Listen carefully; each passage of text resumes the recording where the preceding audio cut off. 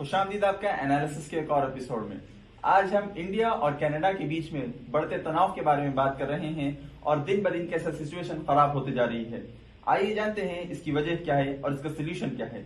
मेरे साथ आज है mister Ilyas Sharafuddin. Mister Sharafuddin expert है जियोपॉलिटिक्स और इस्लामी कानून में, और हम आए दिन उन्हें वेरियस न्यूज चैनल्स पर मल्टीपल टॉपिक्स पर बात करते हुए देखते हैं। मिस्टर शराफुद्दीन, आपका इस्तकबाल। अस्सलाम वालेकुम वरहमतुल्लाह, जज़ाकल्लाह खैर for having me on the show. Mister Sharafuddin, India और कनाडा के बीच में जो बढ़ता टेंशन दिख रहा है, इस पर आपकी राय? मैं समझता हूं कि दोनों मुल्कों के अंदर जो टेररिस्ट ऑर्गेनाइजेशन काम कर रही है उसकी वजह से ये सिचुएशन आई है। कनाडा के अंदर जो खालिस्तानी टेररिस्ट काम कर रहे हैं और मेरे इंडिया के खिलाफ जो काम कर रहे हैं और जो स्पीचेस दे रहे हैं, जो एक्टिविटीज में इन्वॉल्व है, उसकी बुनियाद पर ये टेंशन स्टार्ट हो रहा है। साथ में जो इंडिया के अंदर हिंदुत्व टेररिस्ट, हिंदुत्व आतंकवादी, आरएसएस, बीजेपी, बजरंग दल के जो काम कर रहे हैं, जो मासूमों को मार रहे हैं, जो मासूमों को अटैक कर रहे हैं, उनके एक्सट्रीमिज्म और फैनेटिज्म की वजह से ये सिचुएशन डेवलप हुई है। ह्यूमन राइट्स रिकॉर्ड्स दोनों तरफ से वायलेट हो रहे हैं, दोनों तरफ से सिचुएशन बद से बदतर होती जा रही है। मोदी गवर्नमेंट भी जिम्मेदार है, ट्रूडो गवर्नमेंट भी जिम्मेदार है। दोनों ने सबसे पहले ये दुनिया को मैसेज देना चाहिए कि हमारी जमीन से आतंकवादी टेररिस्ट एक्टिविटी नहीं चलेगी। ये पहले मैसेज देना चाहिए।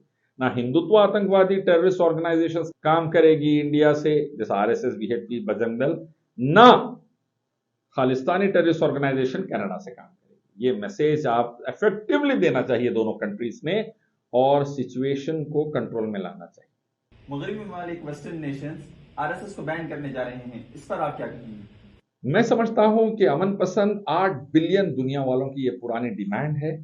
सिर्फ थोड़े से हिंदुत्व आतंकवादियों को आरएसएस, बीजेपी, बजरंग दल के हटा दें आप, तो 8 बिलियन पीसफुल अमन पसंद दुनिया के लोग आरएसएस जैसी आतंकवादी संगठन को बैन देखना पसंद करते हैं, जिसने महात्मा गांधी को मरवाया, जिसने कई फसादात में लाखों मुसलमान, Sikh, Jain, SC, ST, OBC, दलितों को मरवाया, जो दिन रात आग लगाने, मारने, काटने, फसाद करने, दूसरे मजाहिब के लोगों की इबादतगाहों को अटैक करने और ये तमाम आतंकवादी एक्टिविटीज में, दहशतगर्दाना एक्टिविटीज में इन्वॉल्व रहती है।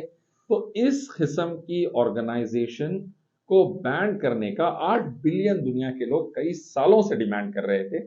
मैं समझता हूं वक्त आ गया कि वेस्टर्न नेशन से पहले भारत खुद सरदार वल्लभ भाई पटेल फर्स्ट होम मिनिस्टर के रास्ते पे चलते हुए आरएसएस पर, बीजेपी, बजरंग दल पर प्रतिबंध लगाए, उसको एलिमिनेट करे और 125 करोड़ भारतवासियों के जान, माल, इज्जत और आबरू की हिफाजत को यकीनी बनाए।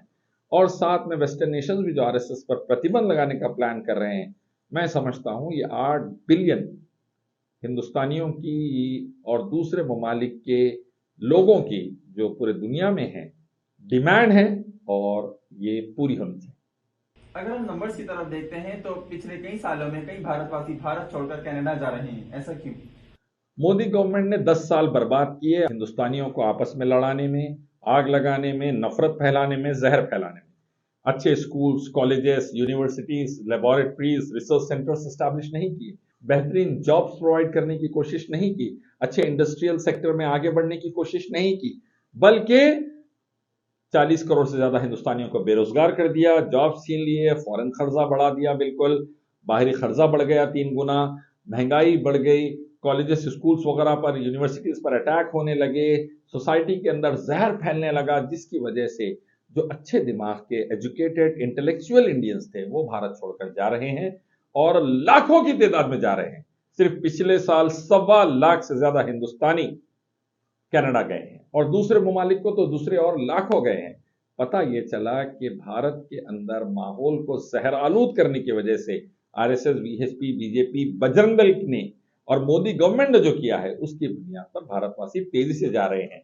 अब वो जब बाहर के ममालिक में जाकर मेहनत कर रहे हैं तो उनके साथ एक नया खतरा उनके सर पर मंडला रहा है कि आरएसएस के ऊपर बैन लगाने की जो प्रक्रिया वेस्टर्न नेशन शुरू करने वाले हैं, उसमें वो तमाम हिंदुत्व आतंकवादियों के साथ हिंदू भाई बहन भी रेंज में आ जाएंगे, जिन्होंने कहीं ना कहीं पर बीजेपी के लिए, आरएसएस के लिए हेल्प की होगी।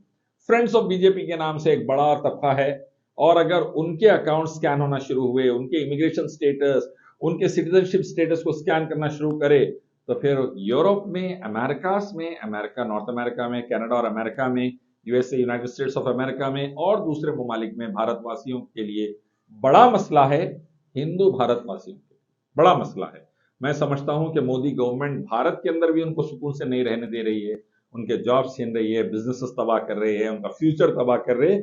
जब वो बाहर जाकर कुछ करना चाहते हैं, वहां पर भी तबाही ला रही मोदी गवर्नमेंट, वहां पर भी बर्बाद कर रहे हैं। हिंदुओं से कोसी पुरानी दुश्मनी है मोदी, बीजेपी, आरएसएस की, मेरे को नहीं मालूम, लेकिन हिंदुओं से ये दुश्मनी मोदी गवर्नमेंट बराबर अपने हरकतों से बता रही है और ये तबाही आगे चल के बढ़ेगी। उनके अकाउंट स्कैन होंगे, जो पैसा मोदी गवर्नमेंट ने रीरूट किया वेस्टर्न या दूसरे नेशन से अदानी के शेयर्स को इन्फ्लेट करने के लिए, वो इन्वेस्टिगेशन में आएगा। Billions and billions of dollars Indians के खतरे में आ सकते हैं, भारतवासियों के, हिंदू भारतवासियों के खास तौर पर।